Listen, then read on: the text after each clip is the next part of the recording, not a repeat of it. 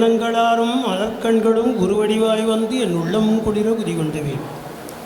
நால்வர் ஒரு ஒடிநடியால் நன்மை மிகு பாலெடுத்து சால்வையால் நெய்யாக்கி சன்மார்க்கம் சாதித்து மேல்வருமோர் மரணமிலா பெருவாழ்வு மேவிக்கும் சீலமிகு ராமலிங்க வள்ளல் சீர் வாழ்த்துவோமே. வள்ளலார் கழல் வாழ்த்தல் வாழ்வாவதே என்று சொல்லி இந்த அற்புதமான வள்ளலார் 200 அவதார விழா, அரசு விழா, இந்த அரசு விழாவிலே வந்து உங்களோடு கலந்து கொள்வதற்கும் உங்களோடு கலந்து உரையாடுவதற்கும் பெற்ற வாய்ப்பை பெரும் பேராக எண்ணி ஆரம்பிக்கிறேன். இங்கே அமர்ந்தவர்கள்ட்ட ஏற்கனவே ஒரு அனௌன்ஸ்மெண்ட் பண்ணாங்க. என்னென்னா, எல்லோரும் முன்னால் வந்துடுங்க. ஆனால் அவங்க ரொம்ப நாளாக கரோனாவிலேயே ஈடுபட்டு கரோனாவில் பட்ட அவஸ்தையினால் டிஸ்டன்ஸ் மெயின்டைன் பண்ணி உட்காந்துருக்காங்க. இந்த இடைவெளி மெயின்டைன் பண்ணுறது அவங்களுக்கு இன்னும் அந்த பழக்கத்துலேருந்து போகல நினைக்கிறேன். கொஞ்சம் கொஞ்சமாக முன்னால் வந்தீங்கன்னா அவர் சொன்னது போல் நம்ம கலந்துரையாட போகிறோம். நான் இதை ஏதோ ஒரு சொற்பொழிவு என்று எண்ணி இங்கே வரவில்லை. இது ஒரு சன்மார்க்க குடும்பம். என்னுடைய குடும்பத்தோடு நான் கலந்து பேசப் போகிறேன் என்கின்ற உணர்வோடு உங்களை அன்போடு அழைக்கிறேன். கொஞ்சம் முன்னால் வாங்க. நான் அடியேன் கேட்டுக்கொள்வது என்னென்னா, முன்னேறுங்க தான் நான் சொல்கிறது, அது தப்பு ஒன்றும் இல்லையே. கொஞ்சம் முன்னேறுங்க, அப்படி முன்னால் வந்து அமருங்கள். உண்மையிலே வள்ளலார் அவதாரம் செய்து 200 ஆண்டு ஆக இருக்கிறது என்று நாம் நினைக்கும் பொழுதே மிகவும் பெருமையாக இருக்கிறது. இந்த அவதார விழா இதனுடைய மிகப்பெரிய சிறப்பு என்னவென்றால், இது அரசு விழாவாக நடப்பது தான் மிகப்பெரிய சிறப்பு இல்லையா? நான் ஒரு 2 நாள் முன்னால் கூட நூல் வெளியீட்டு விழாவில் நம்முடைய மாண்புமிகு முதலமைச்சர் ஸ்டாலின் ஐயா அவர்களுடைய பாராட்டோடு நூல்கள் அடியனுடைய 3 நூல்களை அவர் வெளியிட்ட பிறகு தான் போகிறது. எங்கே அடுத்த விழா எங்கேன்னு கேட்டார். நான் உடனே நான் நாமக்கலுக்கு போகிறேன்னு என்கிட்ட சொல்லிட்டு தான் வந்தேன்.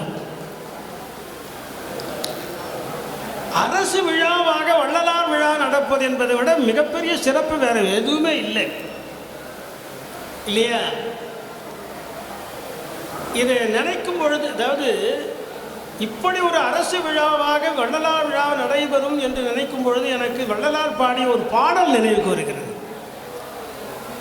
அவர் என்ன பாடினார்னா, கருணையிலா ஆட்சி கடுகி ஒழிக அருள் நயந்த சன்மார்கர் ஆழ்க செருள் நயந்தே நல்லோர் நினைத்த நலம் பெருக நன்று நினைத்து எல்லோரும் வாழ்க இசைந்து என்று பாடினார் இல்லையா? கருணையிலா ஆட்சி கடுகி ஒழி, வெள்ளைக்காரனுடைய அந்த கொடுமையான ஆட்சியை தூக்கி எறிய சொல்லி பாடிய ஒரே அருளாளர். அந்த அருளாளத்தோடு வேறு அருளாளரும் பார்க்க முடியும். மிகப்பெரிய புரட்சி துறவியாக இருந்தார்கள் வள்ளலார் அவர்கள். இப்போ பார்த்தோமானா, இந்த அரசுக்கு நாம் நன்றி செலுத்துகிறோம். நன்றி செலுத்த வேண்டும் என்று ஏற்கனவே அவரே பாடிட்டு போனார். என்ன காரணம்னா, இது அருள் நயந்த ஆட்சி, ஆகவே அது எல்லோரும் இசைந்து வாழ்கின்ற ஆட்சி என்று எடுத்து முன்னாலேயே அவர் நம்முடைய மாண்புமிகு முதலமைச்சரை பாராட்டிட்டு போயிட்டார் இல்லை? அங்கே ஒரு விஷயத்தை எடுத்து சொல்கிறவங்க கிட்ட நம்ம எல்லாருமே என்ன செய்கிறோம்னா, எது தமிழ் எது வடமொழி என்று தெரியாமலே திகைத்து கொண்டிருக்கிறோம். தமிழ் நம்முடையது, தமிழர் நாம் என்கின்ற உணர்வோடு நாம் எதையுமே அணுகுவது இல்லை. எந்த சொல் தமிழ் சொல், எந்த சொல் நமக்கு ஆன சொல், இந்த உணர்வின்றியே நாம் எல்லாவற்றையும் தவறாகவே பயன்படுத்தி கொண்டிருக்கிறோம். ஒரே ஒரு வார்த்தையை சொல்லுகிறேன். சன்மார்க்கம் என்ற சொல் தமிழ் சொல்லா?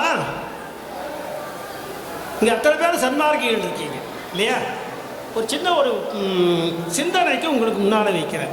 சன்மார்க்கம் தமிழ் சொல்லா? இல்லை இல்லை இல்லை இல்லைன்னு ஒரே ஒருத்தர் தான் சொல்கிறேன். அவர் ஒருத்தர் தான் தமிழரான்னுங்க. எல்லா தமிழும் சொல்ல விட இல்லை மொத்தமாக கத்தலாம் இல்லை இல்லை சன்மார்க்கம் தமிழ் சொல் இல்லை, அது வட சொல். இதற்கு நேர் இணையான தமிழ் சொல் என்ன தெரியுங்களா?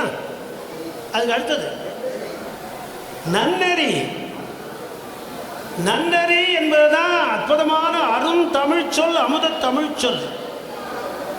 இந்த நன்னெறி என்கின்ற அந்த சொல்லை மறந்துவிட்டு நாம் வடமொழியிலே சொல்லிக் கொண்டிருக்கிறோம் சன்மார்க்கம் சன்மார்க்கம் சன்மார்க்கம். புறநானூறு சொல்லுகிறது ஒரு மன்னன் எப்படி ஆட்சி செய்ய வேண்டும் என்று புறநானூறு சொல்லுகிறது. அவன் எப்படி ஆட்சி செய்யணும் தெரியுமா? நன்னறி நல்கல் வேந்தற்கு கடனே. நான் மறுபடியும் நினைவுக்கு படுத்துறேன். நன்னறி நல்கல் வேந்தற்கு கடனே. ஒரு மன்னன் இந்த ஆட்சியை செய்ய வேண்டுமானா எத்தகைய ஆட்சியை செய்ய வேண்டும் என்று சொன்னால் நன்னறியை நல்குகிற ஆட்சியை செய்ய வேண்டும் என்று சொல்லுகிறார் அந்த புலவன். அப்படின்னா என்ன அர்த்தம்? நன்னறினா இப்போ என்ன சொன்னேன்? சன்மார்க்கம். எவர் எந்த மன்னர் அல்லது எந்த ஆட்சி சன்மார்க்கத்தை தூக்கி பிடிக்கிறதோ அதுதான் உண்மையான ஆட்சி என்று அன்றைக்கே பாடிட்டு போனா புறநானூர்ல.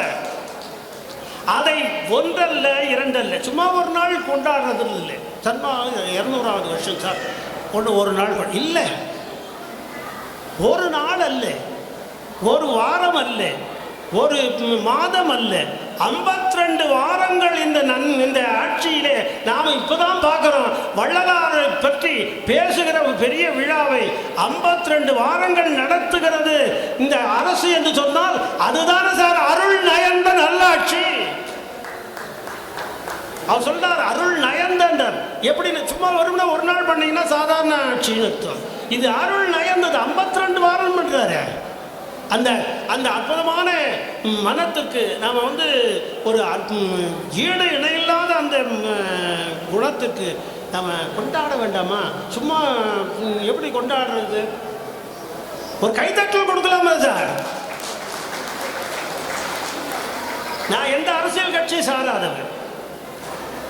இப்போ என்ன அந்த புறநானூறு பாடினார் அவர் சன்மார்க்க கட்சியை சேர்ந்தவர் அப்படிலாம் ஒன்றும் கிடையாது. சன்மார்க்கம் தமிழனுடைய சொந்த கொள்கை. நீண்ட நெடுங்காலம் புறநான் இந்த பாடல் சொல்லுகிறேனே, இந்த பாடல் சொல்லும்போது கடல்கோள் இல்லாத போது பாடிய பாடல். முதல்ல வந்த தலைச்சங்கத்துக்கு முன்னால் வந்த கடல்கோள் இல்லாத போது பாடிய பாடல். ஏறத்தாழ கடல்கோள் எப்பொழுது வந்ததுன்னா 18,000 பிசிக்கு முன்னால் என்றால் 18,000 பிசின்னா கிமு. கிறிஸ்து பிறப்பதற்கு முன்னால் 18,000 ஆண்டுகளுக்கு முன்னால், கிறிஸ்து பிறப்பதற்கு 18,000 ஆண்டுகளுக்கு முன்னால், இப்போ இருக்கிற 2000 கூட்டினீங்கன்னா 20,000 ஆண்டுகள். 20,000 ஆண்டுகளுக்கு முன்னால் பாடிய ஒரு தமிழ் புலவன் சொல்லுகிறான், எங்கே சன்மார்க்கம் தழைக்கிறதோ அதுதான் நல்லாட்சி என்று எடுத்து சொல்லுகிறார். ஒரு 5-6 பேர் கைத்தட்டினீங்க, அவங்களெல்லாம் ரொம்ப நன்றி.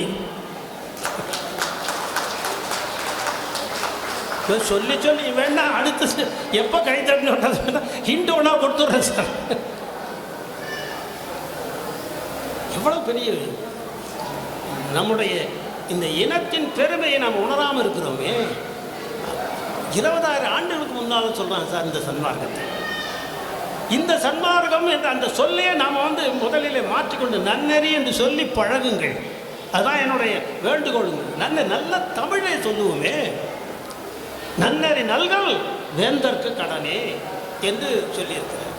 ஆகவே அந்த ஈடு இணையில்லாத அரசு விழாவை சிறந்த முறையில் அது என்ன அருள் நயந்த நன்னாட்சி என்று சொன்னார்லவா, அங்கே இது அருள் நயந்தபடி தான் இங்கே அருள் நந்தி தான் அதை தொடர்ந்து நடத்திட்டு இருக்காரு. அவருக்கும் ஒரு கைத்தட்டல் போட்டு. அடுத்து இந்த இடம் இருக்கு பாருங்க. இந்த இடம் என்ன நாமக்கல் இல்லையா? அந்த நாமக்கல் தானே. இந்த நாமக்கல் என்பதிலே ஒரு பொருள் இருக்கு. என்ன காரணம், என்ன பொருள் தெரியுங்களா? இறைவனை நாம வணங்க வேண்டுமானா பரிபாடல் சொல்லுகிறது, நின்னிச்சிறந்த நின்றாள் இணையவை. கடவுளுக்கு பேர் பரம்பொருளுங்க. பரம்பொருள் அதுக்கு மேலே பொருள் இல்லைன்னு அர்த்தம். பரிபாடல் சொல்றது இல்லையா, அதுக்கு மேலே ஒரு பொருள் இருக்கு. நின்னிற் சிறந்த உன்னை விட சிறந்தது ஒன்று இருக்கு, என்ன தெரியுமா? அது ஒன்றும் இல்லை, அவனுடைய பேர் தான் என்று எடுத்து சொல்லுகிறது. அவனுடைய திருத்தாள் தான் என்று ஒரு 4 வரி வருகிறது. ஆகவே நம்முடைய பரம்பொருளை விட மிக உயர்ந்தது என்னன்னா அவனுடைய நாமம். அவனுடைய நாமத்தை நம்ம என்ன பண்ணணும்? திருப்பி திருப்பி சொன்னோம்னா இறைவனை வெகு எளிதாக அடைந்து விடலாம். தமிழ் ஒன்றே சிவானுபூதியை எளிதாக அழிக்க வல்லது என்று நம்முடைய வள்ளல் பெருமான் எடுத்து சொன்னார். தமிழ் ஒன்றே அதுதான் பண்ணணும். அவருடைய நாமத்தை திருப்பி திருப்பி சொல்லணும்னா நான் 1 சொல்லுவேனா 2 சொல்லுவேனா எவ்வளோ சொல்ல முடியும்? மணிவாசகர் சொல்றார், 1 2 ஒரு நாமம் ஓருருவம் இல்லாருக்கு 1000 திருநாமம் பாடி தெள்ளையணும் கொட்டோம். 1000 திருநாமம் பாடி தெள்ளையணும் கொட்டோமோ. அப்ப 1000 திருநாமத்தை சொல்லணும்னா என்ன நம்ம செய்ய வேண்டும்? அவருடைய நாமத்தை நாம் கற்றுக்கொள்ள வேண்டும். நாமம்னா பெயர் தானே, அவனுடைய நாமத்தை நாம் கற்றுக்கொள்ள வேண்டும். அந்த நாமத்தை கற்றால் தான் நீ தேறுவாய். அந்த நாமத்தை கற்றால் தான் நீ இறைவனோடு இந்த கூடுதல் என்கின்ற சொல்லப்படுகிற அந்த அற்புதமான பேரின்ப பெருவாழ்வு பெறுவாய். அந்த நாமத்தை கற்க வேண்டும், அந்த நாமத்தை கற்க வேண்டும் என்று சொல்லுவதற்காகவே ஒரு இடம் வந்துதான் நாமக்கல் என்று சொல்லப்படுற நாமக்கல். அந்த நாமக்கல்லிலே இந்த ஒரு அற்புதமான இறைவனுடைய அந்த பெரும் பொருளை எல்லாம் பெருமான் வள்ளல் பெருமான் எப்படி நமக்கு வாரி வாரி வழங்கி இருக்கிறார். 5818 பாட்டுங்க, 1 2 5818 பாட்டு ஓரடிகள் போட்டது. அவர் நம்முடைய பிள்ளைவாள் அவர் போட்டதில் இன்னும் ஒரு 10 பாட்டு கூடுது. இத்தனை பாட்டில் அவர் சும்மா இதுக்கு பாடிட்டு போனாரா? நாமெல்லாம் புய்ய வேண்டும் என்பதற்காக அவர் பாடிட்டார். 5818 பாட்டு. இந்த பாடல்களிலே எல்லாம் அவர் என்ன சொன்னார் என்பதை முழுமையாக நான் சொல்ல வேண்டும் என்றால் பெரிய ஈடு இணையில்லாத அவத்தை ஒரு யானையை பானையில் அடைக்க முடியுமா? முடியாது. அத்தகைய மிக விரிந்த பொருளையுடைய பெருமானாருடைய அந்த கொள்கை பாருங்க. அந்த கொள்கையை நான் ஒன்றே சொல்லிக் கொடுக்குறேன். நான் இப்போ எனக்கு இட்ட பணி என்னன்னா அத்வைதம் என்பதை பற்றி பேசுகின்றேன். அத்வைதம் நான் இங்கே கேட்குறேன், எப்படி நமக்கு சன்மார்க்கம் தமிழே இல்லை, வடமொழி சொல்லுன்றது தெரியாமல் இருந்தோமோ அதே மாதிரி அத்வைதம் என்பது யாருக்கும் தெரியாது. இங்கே இருக்கிறவங்க எத்தனை பேர் அத்வைதம்னா தெரியும்? யாருக்குமே தெரியாது. இந்த தலைப்பை போட்டு நம்முடைய அருளந்தி என்னை வேடிக்கை பார்க்கிறார். ஆனால் அதற்குள்ளே ஒளிந்திருக்கிற விஷயங்கள் இருக்கின்றனவே, அந்த விஷயம், அந்த பொருள் ஈடு இணையில்லாத பொருள். அது மக்களெல்லாம் அறிந்து கொள்ள வேண்டும் என்பதற்காகத்தான் அவர் மெனக்கட்டு இது இன்னொரு இடத்துல பேசுவதற்காக ஏற்பாடு ஆகியிருந்தது. இருந்தாலும் பரவாயில்லை, அங்கே வாய்ப்பில்லைனாலும் இந்த நாமக்கல் மனிதர்களாக நிச்சயமாக கேட்பார்கள். இங்கே தான் உண்மையான சன்மார்க்கிகள் இருக்கிறார்கள் என்று எண்ணியோ என்னவோ இந்த இடத்திலே கொண்டு வந்து அதை பற்றி பேச வைத்தார். அத்வைதம் வடமொழி சொல்லுங்க, தமிழ் சொல்லே கிடையாது. நம்ம எல்லா நாம் பேசுகிற பல சொற்கள் தமிழ் சொற்கள் இல்லை, நாம் அதை யோசிப்பதும் இல்லை. இப்போ இந்த அத்வைதம் என்று சொல்லுகிறாங்கல்ல, இதை என்ன பண்ண அப்படியே சொல்ல முடியாது என்று கொஞ்சம் அது எழுத்து மட்டும் மாற்றலான்ட்டு தொல்காப்பியர் சொல்லியிருக்காரு. அதுக்கு என்ன பண்ணனா அத்துவிதம்னு எழுதலாம். அத்வைதன்றது வேணா கொஞ்சம் எழுத்து மாற்றிக்கலாம், அப்படியே அதே வடமொழி தான். அது அதே வடமொழி தான். வேணா நம்ம தமிழுக்கு ஏற்றபடி கொஞ்சம் தகவமைத்து கொள்ளுதல் தொல்காப்பியர் சொல்கிறார். வடவெழுத்து ஒரே அந்த வடவெழுத்தை தூக்கிட்டு தமிழுக்குரிய உச்சரிப்புள்ள எழுத்தை போட்டுக்கலான்னு ஒரு நமக்கு வாய்ப்பு கொடுக்குறாரு தொல்காப்பியர். அப்படி போட்டோம்னா அத்துவிதம்னு சொல்லலாம். அப்போ அத்துவிதம் சொன்னால் புரிஞ்சிடுமோ? அப்பவும் புரியாது இல்லை. ஒரு 14ஆம் நூற்றாண்டு 15ஆம் நூற்றாண்டுக்கு அப்புறம்தான் வடமொழியுடைய ஆதிக்கம் மிக அதிகமாக சேர்ந்து விட்டது. அன்னம்னு பாடுறாரு ஆழ்வார், அது உரை எழுதுறாரு. பெரியவாச்சான் பிள்ளை உரை எழுதுறாரு. அன்னம், இந்த அன்னம்னா உங்களுக்கு தெரியுதுல்ல? அன்னம்னா தெரியுது. இப்போ அதிகமாக நம்ம பார்க்கறதுனால பேரையாவது கேட்டோம்னா அன்னம்னு. இவர் அன்னம் அதுக்கு அதுக்கு உரை எழுதும்போது என்ன ஹம்சம், யோ ஹம்சம் புரியல, எங்கள் அன்னமே புரியுதுன்னு உரை எழுதுகிற பேர் வழியில் என்று சொல்லிக்கொண்டு எத்தனை விதமாக குயுக்தியாக சதி செய்து வடமொழியை உள்ளே நுழைத்தார்கள் என்பதற்கு இதெல்லாம் சான்று. அண்ணன் நல்லா தெரியுதுங்க. அதை விட்டுட்டு வேணா அம்சம் உரை எழுதுவான். அதுபோல எத்தனையோ சொற்களை நாம் தவறாக பயன்படுத்திக்கணும். அப்படி தான் இந்த அத்துவிதம் என்பது. இந்த அத்துவிதம் என்கின்ற இந்த சொல்லை நாம் இப்போ அக்கா அலசி ஆராய்ந்து நாம் பார்க்கிறோம். எப்படி என்றால்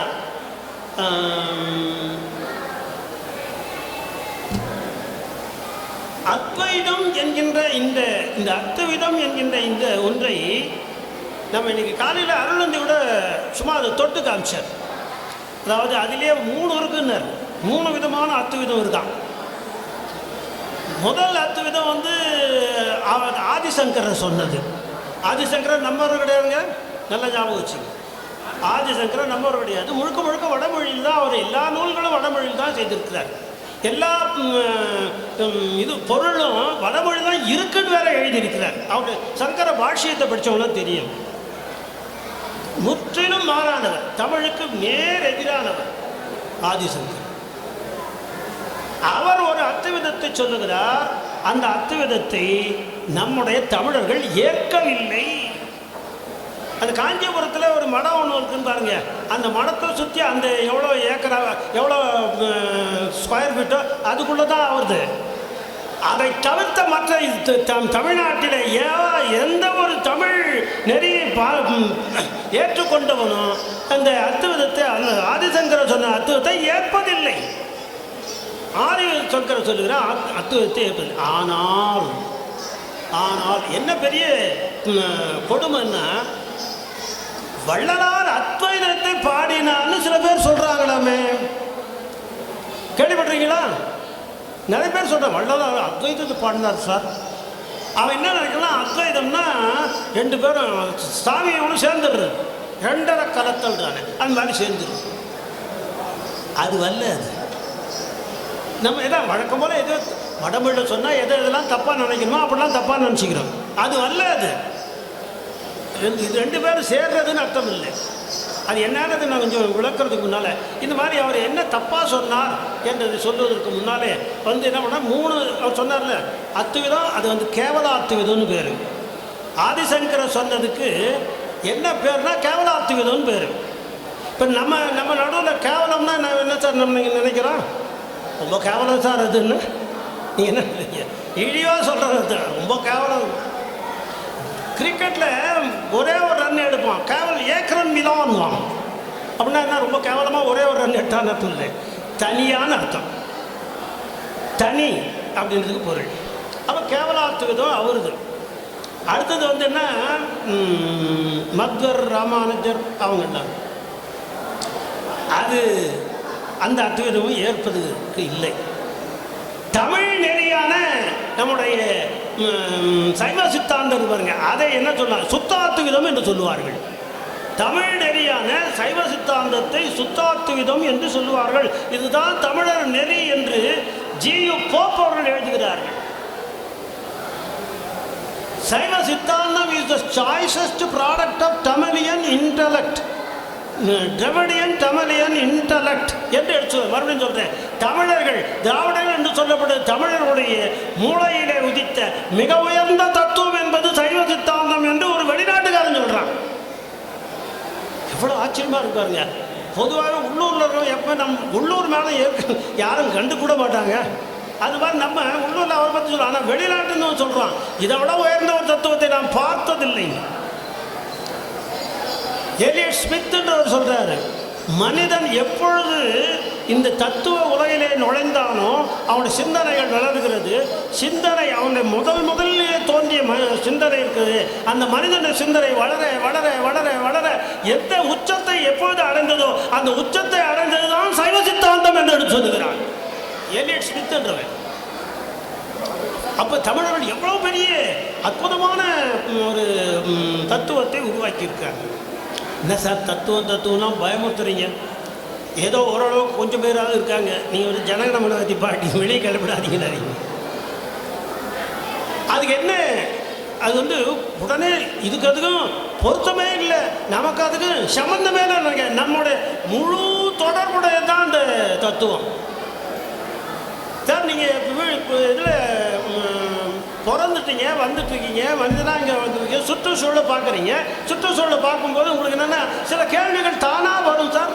படிக்கணும்னு அவசியம் இல்லை, தானாக வரும். நான் ஏன் பிறந்தேன் கேட்போமா? நான் ஏன் பிறந்தேன், எதுக்காக பிறந்தேன், இந்த மாதிரி பிறந்துட்ட பிறகு நான் என்ன பண்ணணும், எல்லாரும் இந்த கேள்வியெல்லாம் வரும். எதுக்கு நான் பிறந்தேன், ஏன் பிறந்தேன், எதுக்கு இதை எதுக்காக சுற்றி இந்த உலகம் இருக்கு, அது தானே வந்ததா, யாராவது படைச்சானா, படைச்சது நானாக இருக்க முடியுமா, இல்லை ஒரு மனுஷனாக இருக்க முடியுமா, இந்த கேள்வியெல்லாம் இயல்பாக வருமா?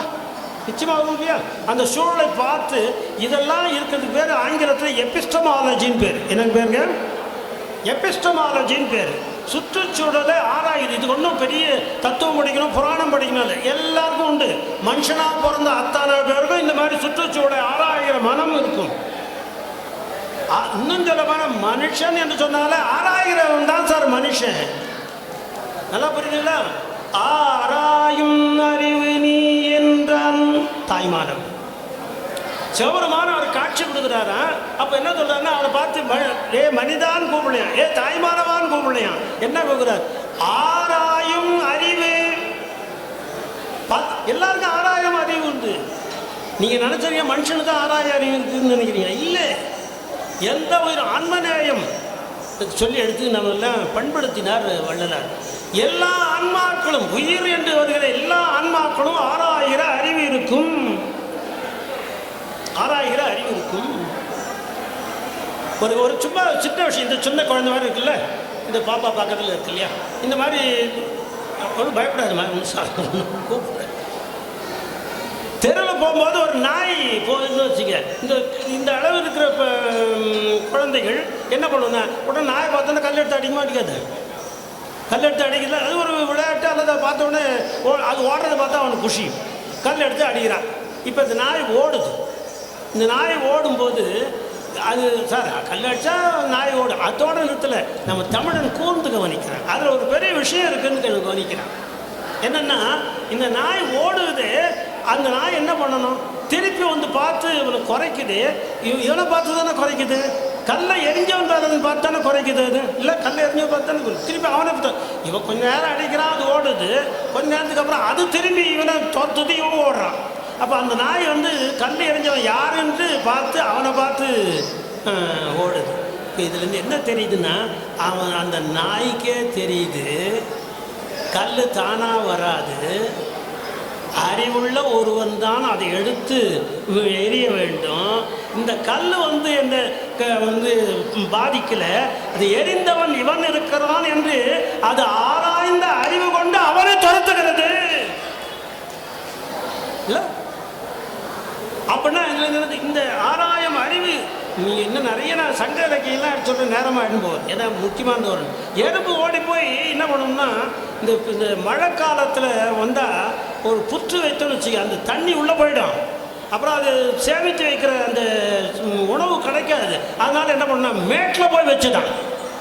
அதனுடைய புற்று, அந்த புற்றை எறும்பு புற்றை மேட்டில் போய் வைக்குமா. பொருளாதார இது இப்போ கலித்தொகை சொல்லுது, மேலே அதில் போய் வைக்குமா. இப்போ திக்குனோடு எறும்பு முதல் யானை வரை எல்லாம் ஆராய்கின்ற அறிவுடையது. அப்படி ஆராய்கிற அறிவுடையவன் வந்து மனிதனாக இருக்கும்போது இன்னும் அதிகமாக ஆராயிறான், அவ்வளோதானே. அந்த மாதிரி அதிகமாக ஆராயும் போது தான் இது ஏன் என்னோட சுற்றி பூமி சுற்றுது, நான் ஏன் அங்கே இருக்கிறேன், எது எவ்வளோ நாள் இருப்பேன், நான் இறந்த பிறகு எங்கே போகிறேன், நான் இந்த உலகத்தை படைச்சவன், இதெல்லாம் அவனுக்கு தோணும் இல்லையா.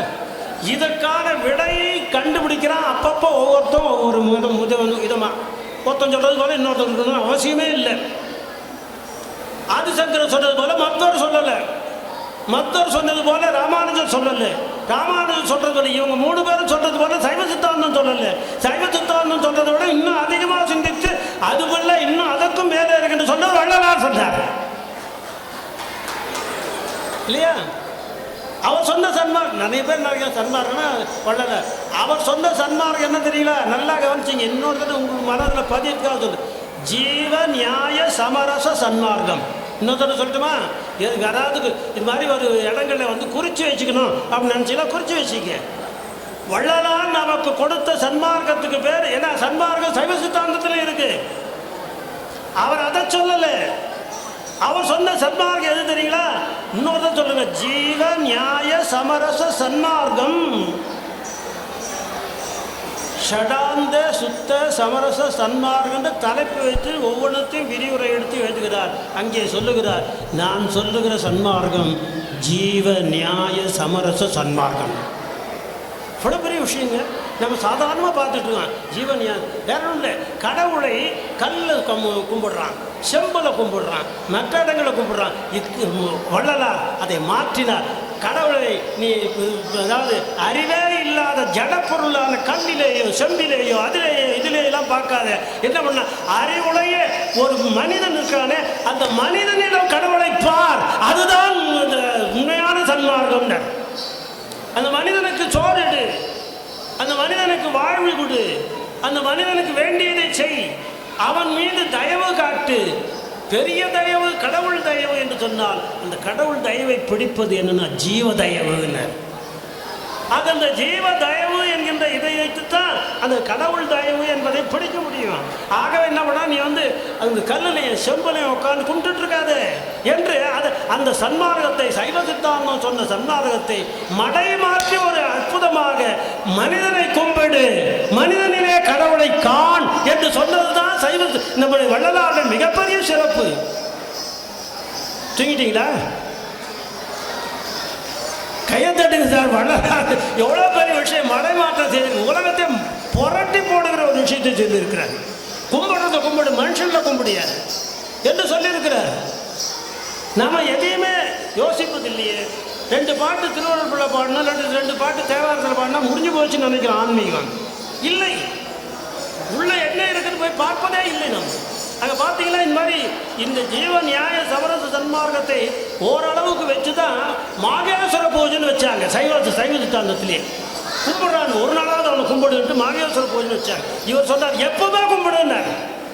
எப்பவுமே கும்பிடு, அவனுக்கு சோத்தை போட்டு எப்பவுமே அவனை கும்பிடுறதுக்காக தான் அணையா அடுப்பை கொண்டு வந்து காட்டினார், வழிகாட்டினார். நம்ம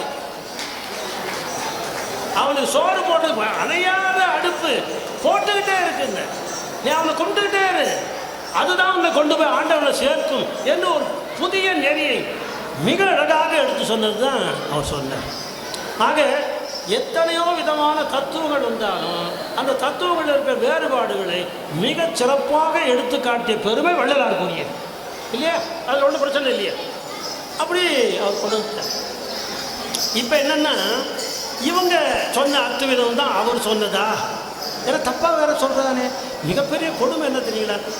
ஒரு விஷயத்தை நம்ம முழுமையாக புரிந்து கொண்டு பின்பற்றுவது என்பது வேறு, அறவரையாக புரிஞ்சுக்கிட்டு பின்பற்றுவது என்பது எவ்வளோ ஆபத்து இல்லை? அறவரையாக புரிஞ்சுக்கிறான், 1000 கேள்வி கேட்குறான், புரியாமலே பல விஷயங்களை செய்கிறான். இவர் தான் அவர்ன்றான், தப்பாக சொல்கிறான். இப்படிதான் மாற்றணும்னு என்ன பண்ண, முதல்ல அதை தெரிஞ்சுக்கணும். அவர் என்ன சொன்னார், இவர் என்ன சொன்னார், சரி அதுதான் சார் இன்னைக்கு நம்ம பேசணும். இன்னைக்கு நம்ம சிந்தனைக்கு வந்தது வேற ஒன்றும் இல்லை, இதுதான். அவர் என்ன சொன்னார், இவர் என்ன சொன்னார்.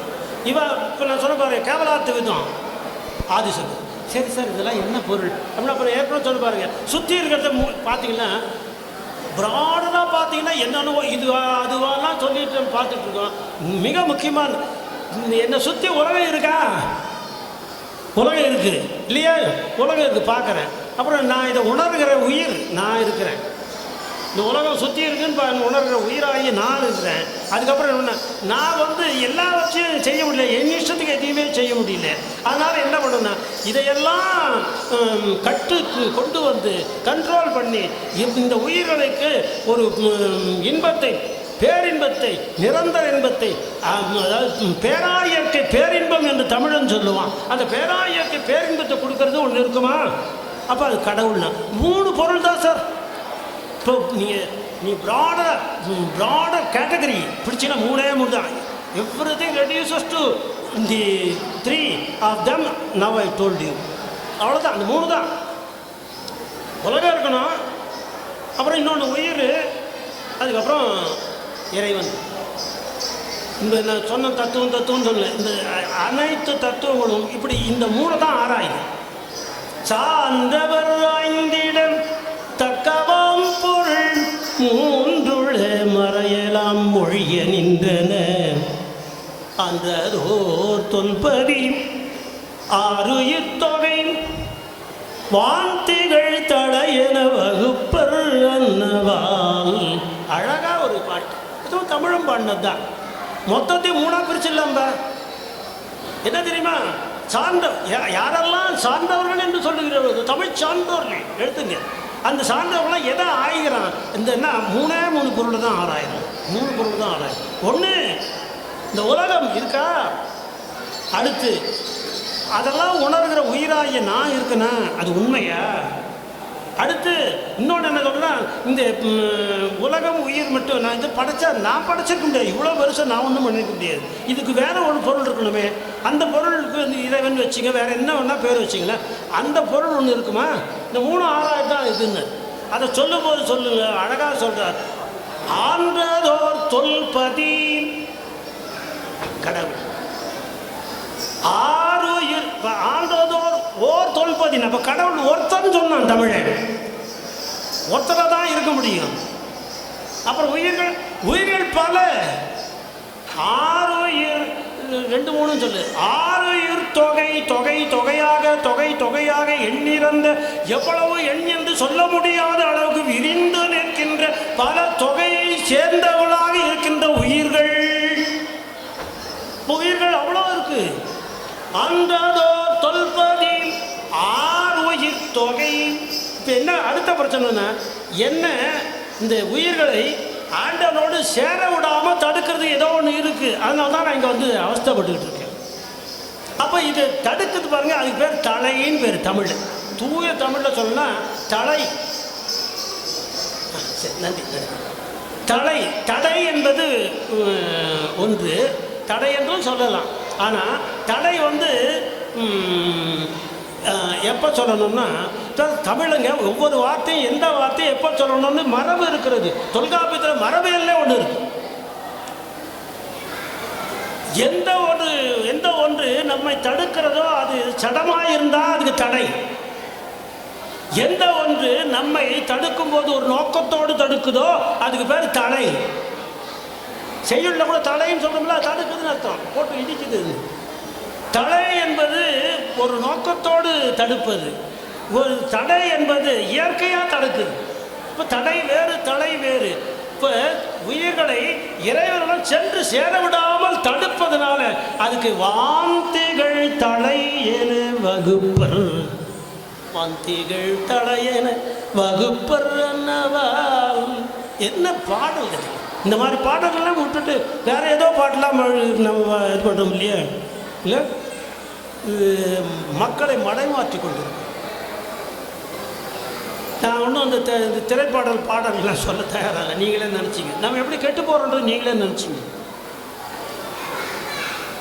சும்மா திரைப்பட பாடலை எழுதுறான்னா அவன் போட்டு உட்காந்து பணம்லாம் வாங்கிட்டு என்ன பாட்டு பாடுறான்றான். ஐயோ, அதுக்கு தான்டா அவனுக்கு அனுப்பிச்சோம். என்ன பாட்டு பாடுற எழுதுறதுக்கு அவன் அனுப்பிச்சிருக்கோம். எத்தனை உயர்வான கருத்துக்கள் 4 வரிங்க. இது வந்து என்னென்ன இன்னிசை வெண்பான்னு இருக்கு. நான் பாடினதுக்கு இலக்கணம் சொன்ன இன்னிசை வெண்பா. இந்த ஈடு இணையில்லாத அந்த இன்னிசை வெண்பாடு 4 அடிக்குள்ளே எவ்வளோ பெரிய விஷயத்தை சொல்லிட்டான். இப்போ நம்ம கவனிக்க வேண்டிய விஷயம் என்னன்னா, இந்த 3ஐயும் இந்த இல்லை பரவாயில்ல, அது வேணாம் தான் இருக்கு. சன்மார்க்க அன்பர் பெருமக்களே, எதுக்கு சலசலப்பு இவ்வளவு அதிகமாக இருக்குன்னு எனக்கு தெரியல. இங்க இருக்கக்கூடிய சன்மார்க்க அன்பர் பெருமக்கள் ஒரு பெரிய ஞான பொழிவு இங்க போயிட்டு இருக்கு. இதனுடைய மதிப்பு தெரிந்தவர்கள் இங்க உட்கார்ந்து கேட்டுக்கிட்டு இருக்கிறாங்க. இதனுடைய மதிப்பு தெரியாதவர்கள் அங்கங்க உட்கார்ந்து பேசிக்கிட்டு இருக்கிறாங்க. நீங்க பேசுறத நான் தடை சொல்லல. இங்க பேசாம வெளியில போய் நின்று பேசலாம் இல்லையா? உங்க வேலையை நீங்க பாக்குற மாதிரி எங்க வேலையை நாங்க பார்க்கணும் இல்ல? உலகம் முழுக்க இந்த ஞான பிரவாகத்தை கேட்டுக்கிட்டு இருக்கிறாங்க. அங்கங்க உட்கார்ந்துக்கிட்டு கும்பலா பேசிக்கிட்டு இருக்கிறீங்க. குழந்தைங்க அங்கங்க சலசலப்பு ஏற்படுத்திட்டு இருக்கிறாங்கன்னு சொன்னா நீங்க செய்யக்கூடிய இடையூறு உங்களை மட்டுமா பாதிக்குது? ஞானம் பெற காத்திருப்பவர்கள் பல பேருக்கு ஞான அறிவி கொட்டிக்கிட்டு இருக்குங்க. எதுக்கு இடையூறு பண்ற மாதிரி சலசலப்பு ஏற்படுத்துறீங்க? ஒன்று, குழந்தைகளுடைய நிகழ்ச்சிக்கு இன்னும் 1.5 மணி நேரத்துக்கு மேல டைம் இருக்கு. இப்ப சலங்கை கட்டிக்கிட்டு ஜல் ஜல் ஜல் ஜல்னு உள்ள யாரும் நடந்துகிட்டு இருக்க வேண்டாம். ஒன்று, உள்ள நடப்பவர்கள் சலங்கையை அவிழ்த்து வைத்து விட்டு நடங்கள் குழந்தைங்க. அப்படி சலங்கை அவிழ்க்க முடியாதுன்னு சொல்றவங்க இங்க இடையூறு பண்ணாம வெளியே நடந்துக்கோங்க போயிட்டு. சரிங்களா? ஐயாவுடைய பேச்சை கொஞ்சம் கவனிச்சு கேளுங்க. தடையை பற்றி பேசிட்டு அந்த தடையெல்லாம் பற்றி அவரு சொல்லி கொஞ்சம் நேரம் தடை இல்லாமல் எனக்கு சொல்ல விடுங்க என்று ஒரு வேண்டுகோளை விட்டு அவருக்கு நன்றி. உண்மையிலே எதை நம்ம இவ்வளோ கூட்டமாக கூடுறோமே, எதை தெரிஞ்சுக்கிட்டு போனோம்? என்ன கொள்முதல் இன்னைக்கு நம்ம இந்த கொள்முதல் தெரியாமல் நம்ம போகிறதுல கூடுவது, கூடி கலைவது கும்பல் என்று சொல்கிற அந்த கும்பலாக சன்மார்க்க குடும்பம் இருக்கக்கூடாது என்பது என்னுடைய எண்ணம். வேற எவ்வளோ ஒன்றா என்ன ஒன்றா பேசலாம். ஒரு சன்மார்க்கி நம்ம அவர்கிட்ட அதிகமாக எதிர்பார்க்கிறோம். அதிக அறிவுடையவனாக இருக்க வேண்டும் என்பது நம்முடைய எண்ணம் இல்லையா? ஏன்னா அவர் சாதாரணமாக பாடலைங்க. நான் 5818 பாடல் 16 முறை முற்றோதல் செய்திருக்கிறேன். 16 முறை முழுமையாக முற்றோதல் செய்திருக்கேன். ஒவ்வொரு பாடல் பக்கத்தில் குறிப்பு எழுதி வச்சிருக்கேன். மற்றவங்களா ஒருத்தர் வந்து பேசும்போது பேர் எனக்கு தெரியல, வள்ளலார் சொன்ன விஞ்ஞானம்னு சொல்லிட்டு ஒரு சொன்னார். அது எவ்வளோ பெரிய விஷயம்னு எங்கே இருக்கணும் எத்தனை பேருக்கு தெரியுது இல்லை. இது புரோட்டானை பற்றி பாடியிருக்காரு சார் வள்ளலார், நியூட்ரானை பற்றி பாடியிருக்காரு சார், ஒரு அணு எப்படி இருக்குன்றதை பற்றி பாடியிருக்காரு சார், எப்போ அந்த வேலன்ஸ் எலக்ட்ரான் வெளியே போகுன்றது பாடியிருக்காரு சார். இது படிக்கிற போது நமக்கு என்ன ஆச்சரியமாக இருக்குன்னா, இது நிச்சயமாக ஏதோ நான்மீக புராணம் புண்ணாக்குன்னு சொல்லிட்டு ஏதோ புனை சுருத்துக்களை செய்கிறாரு. அதுவாக அல்லாமல் முழுக்க முழுக்க விஞ்ஞானமாக பாடிய ஒரு அற்புத ஆன்மா தான் நம்முடைய வள்ளலார். எவ்வளோ பெரிய படியை செய்திருக்கிறார். அதெல்லாம் எடுத்து அவ்வளவு ஈடு இணை இல்லாத ஒன்றை நான் வந்து சும்மா கொஞ்சம் தெரிந்து கொள்ளுங்கள் என்று நான் கொஞ்சம் கொஞ்சமாக கொடுத்துட்ருக்கேன். தடை இடைப்பெறவர்களாக தடை வருகிறது. அந்த தடையை வந்து நீக்கி விடணும்னா அப்போ போய் இறைவனோட சேர்ந்துடலாம். இவ்வளோ மொத்த கதையே. இதில் எத்தனை விதமாக நீங்கள் உலகத்தில் எத்தனை மதங்கள் இருக்குன்னு உங்களுக்கு தெரியுமா சார்? சைவம், வைணவம், அப்புறம் சொல்லுங்கள். சைவம், வைணவம், நம்ம ஐயா சன்மார்க்கம், அப்புறம் இன்னும் வேறு எத்தனை, கிறிஸ்துவம், இஸ்லாமியம் இதெல்லாம் இருக்கா? இஸ்லாமியம், கிறிஸ்துவம் இருக்குது. ஜொராஸ்ட்ரானியம்னு ஒன்று இருக்குது. மெசபடோமியாவிலேருந்து கிரேக்கர்களுக்கும் இவங்களுக்கும் நடுவில் லத்தீன் நாட்டில் சேர்ந்து நடுவில் ஜொராஸ்ட்ரானியம்னு ஒன்று இருக்குது. கன்ஃபியூஷியஸ் சைனாவில் இருக்குது. எப்படி அத்தனை பேர் இந்த 3 தான் சார் ஆராய்ஞ்சான். உயிர், உலகம், இறை என்கின்றது 3ஐ ஆராய்ந்து ஒவ்வொரு கருத்தை எடுத்து சொன்னான். வெவ்வேறு மதமாக மாறினேன். அந்த மதங்களிலே ஒன்றொன்றை எதிர்க்கிறது. இது சொல்லுவதை அது ஒப்புக்கொள்வதை, அது சொல்லுவதை இது ஒப்புக்கொள்வதில்லை. எது உண்மையானது என்பதை முழுமையாக ஏற்கனவே ஒரு முடிவுக்கு வந்துட்டான். அந்த முடிவு சரியில்லை என்று இன்னொருத்தன் சொல்லணும்னா அந்த முடிவுகளை எடுத்து ஆராயணும். அந்த முடிவுகளை எடுத்து ஆராய்தான் முடிந்த முடிவு என்று சொல்லப்படுகிற தமிழர் நெறியான சைவ சித்தாந்தம். அந்த சைவ சித்தாந்தத்துக்கு மணிமுடி போல இருப்பது நம்முடைய வள்ளலார் பாடிய, வள்ளலார் சொல்லுகிற ஜீவநியாய சமரச தன்மார்க்கம். எவ்வளோ உயரத்தில் நம்ம இருக்கோம் இல்லை? நம்ம எவ்வளோ சிந்தனை, அதாவது எட்டாத என்னை அவரே சொல்ல ஏறாத நிலைமையில் என்னை ஏற்றுவித்தான் பாடுறாரு. அப்படி ஏற்றுவித்த ஒரு பெருமை அவருக்கு உண்டு. இந்த 3 தான் சொல்கிறேன். உலகம் உண்டா, உயிர் உண்டா, உருள் உண்டா. இப்போ இந்த அத்வைத்தத்துக்கு வந்துடுவோம். அத்வைத்தத்துக்கு வந்துடுவோம். ஆதிசங்கரர் என்ன சொல்கிறார் சார்? ஆதிசங்கரர் என்ன சொல்கிறாருன்னா, நல்லா கவனிங்க. உலகம் என்பது ஒன்று உண்டான்னு கேள்விங்க. இப்போ நீங்களே என்ன சொல்கிறீங்க? உண்டா இல்லையா? யாரோ ஒருத்தர் எழுதுகிறார். உண்டுன்னு எழுதுகிறீங்களா, இல்லைன்னு எழுதுகிறீங்களா? உண்டு. இன்னும் வேற ஏதாவது கருத்து இருக்கா? இல்லைன்னு கருத்து இருக்கா? இங்கே அந்த மாதிரி கருத்து வர முடியாது. தமிழன் என்னைக்குமே உலகம் இல்லை என்று சொல்லுபவன் இல்லை. ஆகவே உலகம் உண்டு என்பது நம்ம நினைக்கிறோம். ஆதிசங்கரர் இல்லைன்னு சொன்னார் சார். இப்போ புரிஞ்சுங்க, நமக்கு எப்படி நேர்மாறானவர் அவர். புரிஞ்சுங்க, நேர்மாறானவர் சார் ஆதிசங்கரர். ஆனால் கூட்டம் அவன்கிட்ட போது அவன் வந்து கோயிலில் இருக்க வழிபாடை நிர்ணயிக்கிறான். இது என்ன ஒரு அநியாயமான ஒரு விஷயம். நமக்கு அவனுக்கு சம்பந்தமே இல்லை. அவன் தான் நம்ம தலை விதியை நிர்ணயிக்கிறான். அவன் சொல்கிறது தான் ஆன்மீகம்னு நினைக்கிறான். மக்கள் என்னைக்கு மாறுவாங்க? என்னைக்கு திருந்த போகிறீங்க? ஆதிசங்கரர் வந்து சொன்னார் உலகம் இல்லை என்றார். சார் சார் கண்ணெடுக்க தெரியுது சார். இந்த உலகத்தை அண்டம் என்று சொல்லுகிறோன்னு வச்சுங்களேன். அண்டம் என்று சொல்லுகிறோன்னா அந்த அண்டம் இல்லை என்று சொல்லுகிறார். அப்படின்னா என்ன அர்த்தம்? அந்த ஆதிசங்கரர் அண்டப்புழுக்கு அண்ணாமலைன்னு ஆயிடுது. நீங்கள் அண்ணாமலைனா வேறு ஏதாவது தப்பாக நினச்சிக்காதீங்க. அண்டப்புழுக்கு அண்ணாமலை. நான் அரசியலுக்கு போகலை. எல்லாம் தெரிஞ்ச ஏகாம்பரன் ஒரு வார்த்தை இருப்பது போல் அண்டப்புழுக்கு அண்ணாமலைன்னு ஒரு வார்த்தை. அப்போ இது அண்டமே இல்லை என்று சொன்னால் அவன் அண்டப்புழுகன்னு அர்த்தம். அதை தான் அவர் செய்தார், ஆதிசங்கரர் செய்தார். நமக்கு ஆதிசங்கர் தனியாக என்ன வாய்க்கால் வரப்பு சண்டையான எனக்கும் அவருக்கு தமிழர்களுக்கு இல்லை. தவறானதை சொல்லி மக்களை மயக்குகிறாங்க. பேரே மாயாவாதம் சார். அவர் சொன்னது பேரே மாயாவாதம். மயக்குகிறாங்க. 6 கோடி மாயா சக்திகள் வேறு வேறு தம் மாயை தொடங்கின. மணிவாசகர் சொல்கிறார். அந்த ஒரு மாயை தான் இவர் விண்டிய மாயாவாதம் என்னும் ஒன்றிரல் கடும் பாம்பு என்று அந்த மாயாவாதத்தை மணிவாசகர் திட்டுறார். அப்படி தான் அவரும் திட்டினார். வள்ளலார் திட்டுன்னு திட்டுறார். ஆதிசங்கரை திட்டுறார். இல்லைன்னு சொல்கிறேன். இருக்கிற ஒன்றை நீ இல்லைன்றா. இன்னொன்று என்ன தெரியுதா? உயிர் இருக்கா இல்லைன்னு ஒரு கேள்வி. இப்போ உயிர் இருக்கா இல்லைன்றது நீங்கள் என்ன சொல்கிறீங்க? இருந்தாகணும். என்ன ஒரு 2-3 பேர் தான் கைத்துது சார். உயிர் இருக்குன்னு நாம் உணர்வோம் சார். நான் இதுக்கு ஒன்றும் பெரிய நான் சர்டிஃபிகேட் கொண்டு தாசில்தார் சர்டிஃபிகேட்டை வேணும் உயிர் இருக்குன்னு காட்டுறது இல்லை. உயிர் இருக்குன்னு நம்ம உணர்கிறோம். உயிர் இருக்குன்னு நம்ம உணர்கிறோம் சார். உயிர் இருந்துகிட்டே என்ன சொல்கிறார்? நான் உயிர் இல்லைன்றார் சார். அவர் ஆதிசங்கரர் உயிரோடு சொல்கிறார் உயிர் இல்லைன்ட்டு. இது என்ன அநியாயம்? உயிரோடு சொல்கிறார் உயிர் இல்லைன்ட்டு. இதான் நாத்திகன்னு சொல்கிறான். அதனால் ஆன்மீக உலகத்திலே மிகப்பெரிய நாத்திகர் என்று சொன்னால் அது ஆதிசங்கரர். ஆதிசங்கரர் தான் மிகப்பெரிய நாத்திகர். இதுவே புரியாமல் இருக்கிறோம். யார் மிகப்பெரிய ஆன்மீகவாதிகள்னா ஆத்திகர்கள் என்று சொன்னால் நம்மை போல சன்மார்க்கிகளும் சைவ சித்தாந்திகளும் தான். நாம தான் ஆத்திகர்கள். ஆனால் அவன் உட்காந்து ஆன்மீகத்துக்கு எதிராக பேசி கோர்ட்டில் கேஸ் போடுறான். புண்ணாக்கு ஏன் அப்படி போடுறான்? நமக்கு தெரியல நாம் யாருன்னு. தன்னை அறியாமல் தானே கெடுகின்றான். திருமண சொல்லலை. நம்ம தெரியல நம்ம யாருன்னே நமக்கு தெரியல.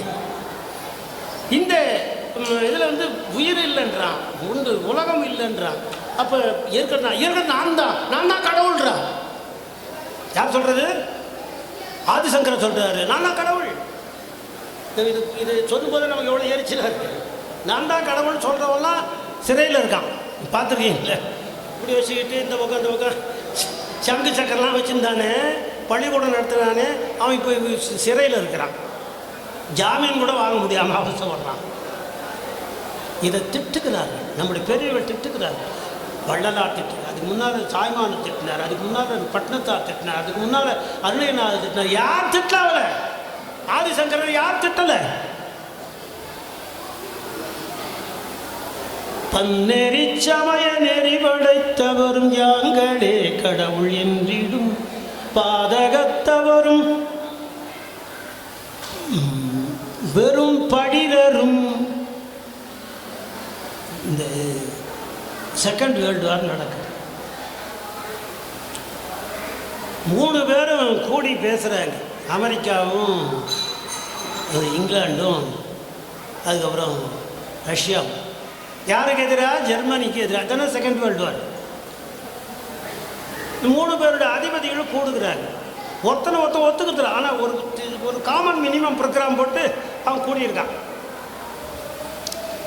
ஸ்டாலின், இந்த ஸ்டாலின் இல்லை, பழைய ஸ்டாலின் சொல்லி ஸ்டாலின். அதுக்கப்புறம் இவர் ஐசனோவர், அதுக்கப்புறம் சர்ச்சில். 3 பேரும் கூடி நடந்துகிட்ருக்கு வேர்ல்டு வார். அந்த வேர்ல்டு வார் நடந்துட்டு போது 3 பேரும் கூட்டின்னு போது சொன்னாங்க, அடுத்து என்ன, எப்படி நம்முடைய வார்ஃபேர் எப்படி இருக்க முடியும், போர் நடவடிக்கைகளை எப்படி அமைக்கலாம்னு பேசிக்கிட்டு இருக்காங்க. அப்போ என்ன சொன்னார்னா, சீக்கிரமே இவர் சொல்கிறார் ஐசனோவர், சீக்கிரமே இந்த வாரெல்லாம் முடிஞ்சிடும், உலகப் போர்லாம் முடிஞ்சிடும். அப்புறம் வந்து இந்த உலகப் போர் முடிந்த பிறகு இந்த உலகம் அத்தனையும் அமெரிக்காவின் காலடியிலே வந்து விழும். விழும் என்று நேற்றுக்கு கனவிலே கடவுள் சொன்னார். அவர் கடவுள் சொன்னார். ஜெயிச்சு வந்த பிறகு மொத்தம் ஐசனவர் காலில் போய் விழுன்ட்டு கடவுள் சொன்னார்ட்டு ஐசனவரே சொல்கிறார். சர்ச்சில் சொன்னார், இல்லை நான் கூட நேற்றுக்கு ஒரு கனவு பண்ணுறேன். அந்த கனவில் கடவுள் வந்தார். கடவுள் வந்து சொன்னார் என்னென்னா, இந்த உலகம் அத்தனையும் இந்த போர் முடிந்த உடனே இங்கிலாந்தினுடைய காலிலே கிடக்கும் என்று எனக்கு கடவுள் சொன்னார்னு அவர் ஒரு குரு. சுருட்டை எடுத்து வச்சுட்டு, ஸ்டாலின் சுருட்டு குடிப்பார், சுருட்டை எடுத்து வச்சுட்டு மெல்லமாக அது பற்ற வச்சுட்டு சொன்னார். எடுத்துட்டு, நேற்றுக்கு உங்கள் கனவுலலாம் நான் வந்து சொல்லலையேன்றார். அவர் கடவுள் ஆகிட்டார். இதை தான் தாய்மானார் அவருடைய பாஷையில் சொல்கிறார். பன்னெறி சமய நெறி படைச்சு, ஏதோ ஒன்று சொல்லு, தப்பாக சொல்கிறேன் ரைட்டாக சொல்கிறேன், ஏதோ ஒன்று நீ சொல்லு. பன்னெறி சமய நெறி படைத்தவரும் சொல்லிட்டார். அதுக்கு அடுத்தது நான் தான் கடவுள் சொல்கிறாரு. அவனை சொல்லும்போது பாதகத்தவர்ன்றார் சார், திட்டுறார். பன்னெறி சமய நெறி படைத்தவரும் யாங்களே கடவுள் என்றிடும் பாதகத்தவரும். அப்போ அவன் திட்டுறார் பாதகம். அப்படின்னா என்ன, ஆதிசங்கரெல்லாம் தாய்மானவர் திட்டுறார். சார் ஆதிசங்கரவர் தான் திட்டினாரா? ஆனால் இல்லை, அந்த அத்துவிதத்தை வள்ளலாரும் ஏற்றுக்கொள்ளவில்லை. உயிரை போய் கற்பனைன்னு சொல்லுவியாடா, இந்த உலகத்தை போய் கற்பனைன்னு சொல்லுவேன், அண்டப்புழுதா சொல்கிறார். நான் அந்த பாடல் சொல்லுகிறேன். அவர் அந்த அத்துவிதத்தை எதிர்க்கிறார் என்பதற்கு வள்ளலாருடைய பாடல் சொல்கிறார்.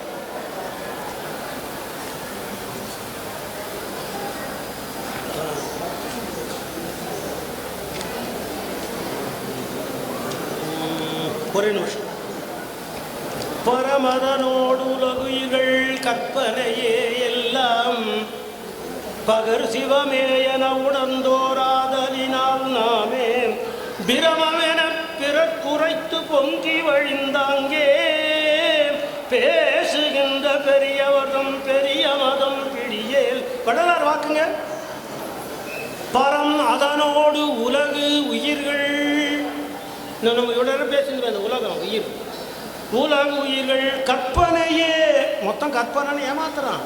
இல்லை, கற்பனையே எல்லாம் கற்பனையே பகர் சிவமே என உணர்ந்தோர் ஆதலினால் நாமே. ஆகவே மொத்தம் இருக்கிறது ஒரே கடவுள் என்று ஒருவதால் அந்த கடவுள் நான் தான் ஒருத்தன் சொல்லிட்டு சிரிகிறானே. ஆதலினால் நாமே பிரமம் என பிறர் குறைத்து பொங்கி வழிந்து ஆங்கே பேசுகின்ற பெரியவர்த்தம். யாரு அந்த பெரியவர்? வேற யாரும் ஆதிசங்கர் என்று பேசுகின்ற பெரியவர்த்தம் பெரிய மதம் பிடியல். அது என்ன சொல்றாரு? மதம் சார், யானைக்கு பிடிக்கிற மதம் மாதிரி அது. அது பாவம் அந்த பெரியவருக்கு பிடிச்சிட்டு பெரியவர் தம் பெரிய மதம் பிடியேல் உறங்கும் போர் உலகு உயிர்கள் பரம். பரம் கடவுள், உலகு உயிர்கள் தெரியும். உலகு உயிர்கள் பரம் இவை காரியத்தால் உள்ளனவே காரணத்தால் உள்ளன இல்லனவே கரமிகு வேறு அருள் ஒளியாய் சிவமயமே எல்லாம். தரமிகு வேறருள் ஒளியாய் சிவமயமே எல்லாம் தாம் எனவே உணர்வதுதான் சன்மார்க்க நெறியே. தாம் எனவே உணர்வதுதான் சன்மார்க்க நெறியே. சன்மார்க்க நெறியே. நாமெல்லாம் இப்போ கூடி நின்று சன்மார்க்கத்தை போற்றி பாராட்டி கொண்டிருக்கிறோமே. அந்த சன்மார்க்க நெறினா என்னன்னு எடுத்து சொல்லிய பாடல் இந்த பாடல். இதுதான் என்று உணர்த்துவது தான் சன்மார்க்க நெறின்னு. அந்த சொல்லும்போது என்ன சொல்றாருன்னா, நான் இவன் சொல்றாரு, அந்த ஆதிசங்கரர் சொல்றாரு, அந்த அத்துவதத்தை ஏற்கவில்லைன்னு சொன்னார். அந்த அத்துவதத்தை நான் ஏற்கவில்லை, அதெல்லாம் கற்பனைன்னு சொல்றான். நான் தான் பிரமம்னு சொல்லி ஏமாத்துறான். நாம் பிரமம் என்று பொங்கி வழிந்து ஆங்கே. எவ்வளோ வார்த்தை அது பாருங்க. ஆனால் ரொம்ப நாசுக்கா திட்டார். என்ன நாசுக்கன்னா, இதை பாடினது 6வது திருமுறையில் பாடினது 6வது திருமுறை. 6ஆம் திருமுறை வரும்போது அவரே சொல்கிறார் அகண்ட அறிவு இருக்குது. ஏன் அவர் எல்லாம் ஒத்துப்போக முடியாமல் அகண்ட அறிவு வந்த பிறகு தான் அவர் 6ஆம் திருமுறை பாடினார்ன்றது எல்லா சன்மார்க்கங்களும் ஏற்றுக்கொள்கிற ஒரு உண்மை. திட்ட தோணலை சார். அறிவு அதிகமாச்சுன்னா எல்லாரையும் அணைக்க சொல்லணும். திட்ட தோணலை. அவரை பெரியவர்னே சொல்கிறார். திட்டுறாரு, ஆனால் சொல்லும்போது பெரியவர்னே சொல்கிறார். ஆதிசங்கரர் பெரியவர்னே சொல்கிறார். ஆனால் அவர் கருத்தில் உடன்படலை. இவன் நாம் பிரம்ம நான் தான் கடவுள்னு பொங்கி வழிகிறான் அந்த கருத்தை சொல்கிறாரு. ஆனால் அவன் திட்டலை, பெரியவர். ஆனால் இந்த கருத்தை அவர் அகண்ட அறிவு வந்த பிறகுதான் சொன்னாரான்னா இல்லை. 9வது வயசுலேருந்தே அவர் என்னைக்கு பாட ஆரம்பிச்சாரோ அப்பத்திலிருந்தே சொல்லிட்டு இருக்காரு.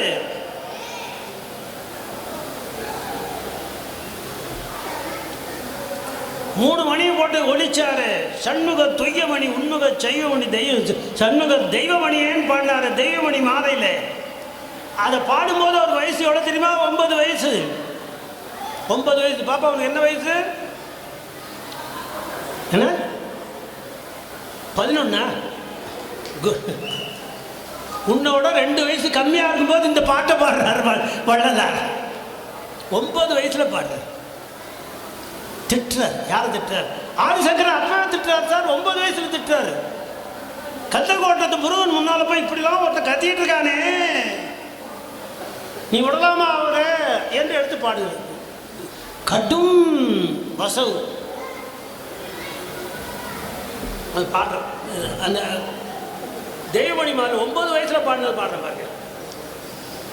நாம் பிரமம் நமயன்றி ஆம்பிரமம் வேறில்லை, நன்மை தீமைகளும் இல்லை,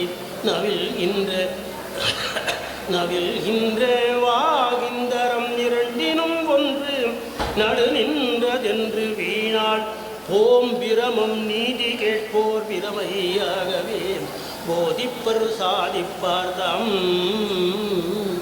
உண்மை நெறி கைவிடார் தாம் பிரமம் வினை ஒன்று போந்திடில் போக விடுவார் சாம்பிரமமாம் இவர்கள் தாம் பிரமம் எனும் அறிவு தாம்பு பாம்பெனும் அறிவு தத்துவ அகண்ட பரிபூரணாகார உபசாந்த திவசி பிரமம் நீ தாம் பிரிவில் சென்னையில் கந்த கோட்டத்துள் வளர்த்தலம் ஓங்கு கந்த வேளே ஷண்முக துய்யமணி உண்முக சைவமணி ஷண்முக தெய்வமணியே. இதில் என்ன சொல்கிறாருன்னா, நாம் பிரமம் சொல்கிறவரை திட்டார். நாம் பிரமம் நமயன்றி ஆம் பிரமம் வேறு இல்லைன்னு ஏமாத்திட்டு இருக்கா 9 வயசில். இது பாடும்போது 9 வயசு. நன்மை தீமைகளும் இல்லை எல்லாம் வரிசையாக திருந்தவர். மறுபடியும் நான் பாடணும் அவசியம் இல்லை. என்ன பண்ணுறாருன்னா அவர் சொல்கிறார், இவங்கெல்லாம் புன்மை நெறி கைவிடார். இந்த ஆதிசங்கர் போன்றவெல்லாம் புன்மை நெறி கைவிடார். இவங்களுக்கு வினை தீர்ந்ததுன்னா ஒழுங்காக பேசுவான், வினையினால் அகப்பட்டு கண்ணாமனான்னு உளறிட்டு இருக்கான். இவன் உளறான்னு நினைக்காதீங்க, வேணா சார் அவனோட வேணா அவன் உளறான். அவ்வளோ மோசமாக திட்டார் அவர். வினை அது மட்டும் இல்லாமல் இவன் என்ன சொன்னான், சாம்பிரமம். இவனா யாருன்னா இவன் நாம் திரமம் சொல்கிறானே, அவன் நாம் திரமம் என்பது மட்டுமல்ல, அவனே சாக போகிறவன். சாம்பிரமம் எவ்வளோ பயங்கரமான வசவு பாரு. செத்தே போவான் அவன். என்ன சொல்கிறான், நான் கடவுள்னு சொல்கிறான்ல. இவர் மரணமலா பெருவாழ்வு சொல்ல வந்தவர், சாவு இல்லை என்று சாதிக்க வந்தவர். ஆனால் அவன் சொல்கிறான், நான் தான் கடவுள், நான் எப்போ சாக மாட்டான். அவன் செத்து விட்டானேன்றார்.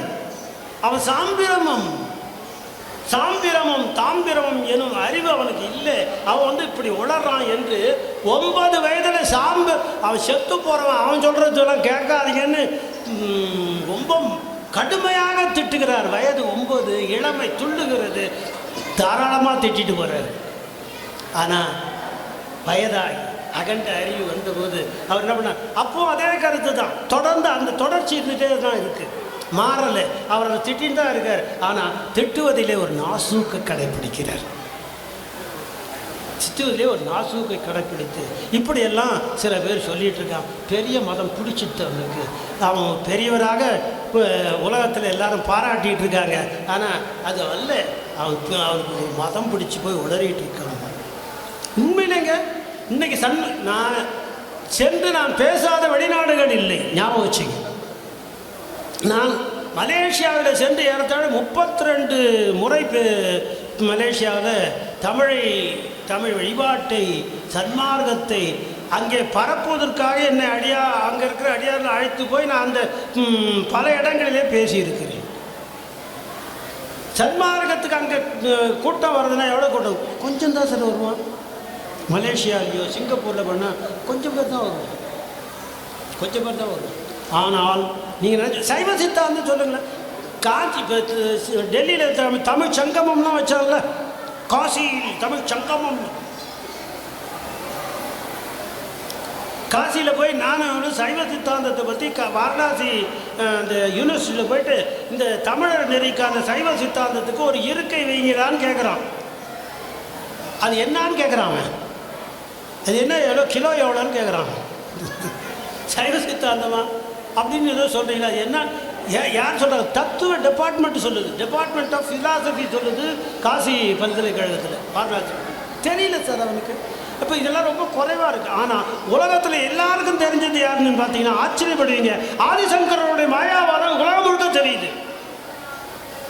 எது பரவி இருக்கிறதுன்னா எது பரவக்கூடாதோ அது பரவி இருக்கிறது, எது பரவ வேண்டுமோ அது ரொம்ப குறுகின அளவிலே நாம் இங்கே என்ன ஒரே காரணம்னா நமக்கு அத்துவிதம்னா என்னன்னு தெரியல, இது மற்ற தத்துவம்னா என்னன்னு தெரியல, இது அது மட்டும் இல்லாமல் உண்மை எது என்று நமக்கு தெரியவில்லை.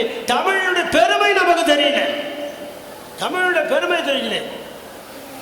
ஆகவே அவர் 9 வயதுலேருந்து அவர் அகண்ட அறிவு வரைக்கும் அத்துவதத்துக்கு எதிராக பேசியிருக்கிறார் வள்ளலார். இந்த மாதிரி உண்மை இருக்கும்போது சில பேர் இங்கே இருக்க சன்மார்க்கின்னு பேர் வச்சுக்கிட்டு இருக்கு. வள்ளலார் பாடினது அத்வைதம் தான் பாடினார்னு சில பேர் சொன்னதாக என் காதில் விழுகிறது. அதைத்தான் அவர் அருளந்தி என்கிட்ட சொல்லி இதை கொஞ்சம் கிளியர் பண்ணுங்க சார் என்று என்கிட்ட சொன்னதுனால தான் நான் அவங்க முன்னால் இவ்வளோ நேரம் கத்திட்டு இருக்கேன். அதை தூக்கி எறிந்த ஒரு பெருமகனார் வள்ளலார், அதை தூக்கி எறிந்தார். ஆனால் தாங்கி பிடித்தது தமிழை. வள்ளலார் தமிழை தாங்கி பிடித்தார்.